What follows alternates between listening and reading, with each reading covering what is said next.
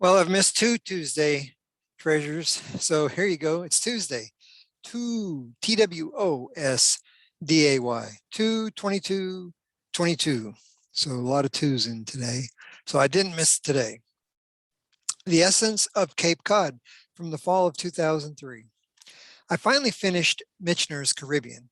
He's the one that gave me the clue that many emigres from Europe to the America came because they were perpetually cold and firewood was plentiful here.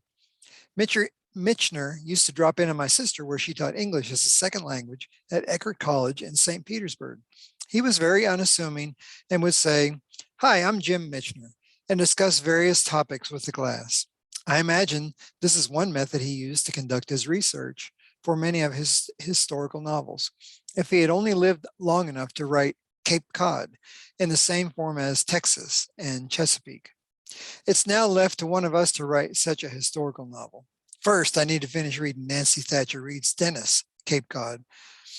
Start reading Villiers Yarmouth, a town history, Tracer's Barnstable, 3 centuries of a Cape Cod town, and reread Lovell's Sandwich, a Cape Cod town.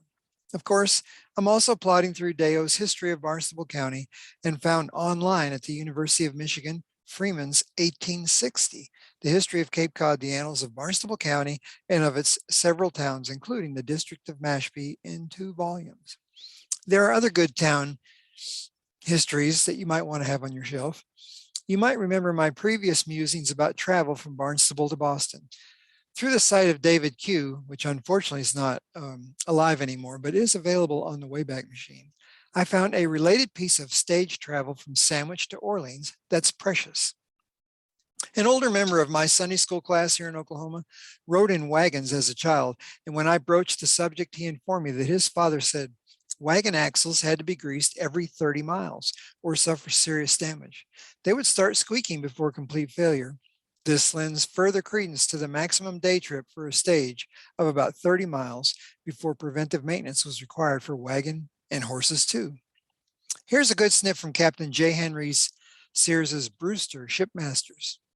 Before noon of a day in October 1849, Henry David Thoreau, author and nature lover, quitted the Cape Cod train at what was at that time the railroad terminus at Sandwich, 1849, remember, and took that almost obsolete conveyance, the stage, for as far as it went that day.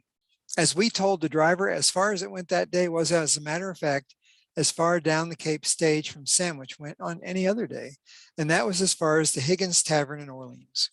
It's probably that the driver was Mr. Higgins himself, and if so, he wore his carefully brushed silk hat and passed it out about among his passengers as a depository for their fares.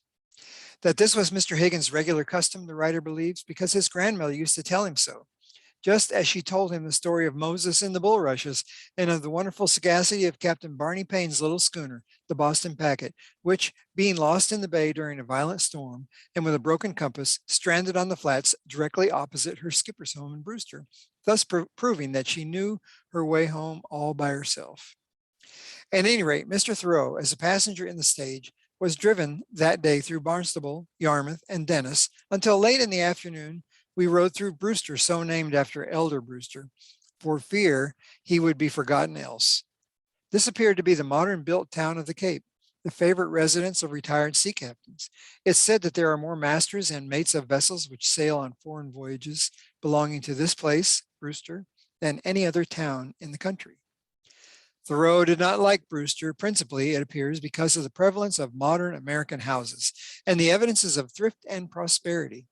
He did not alight there, but went on to spend the night at the Higgins Tavern in the next town. Therefore, Brewster missed the opportunity of figuring prominently in the Thoreau book, Cape Cod. And that book, so we of Brewster heritage believe, lacks just so much of a deep sea flavor and local color.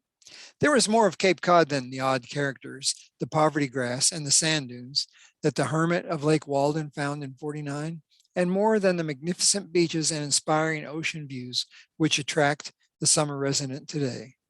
Shouldn't there be more? See if I can share my screen of me on a Dennis Beach. And there's the picture.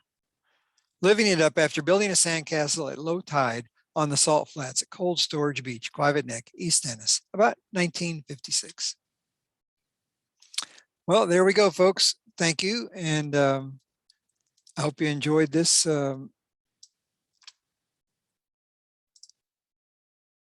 this rumination, and I'll see if I can figure out how to stop the recording.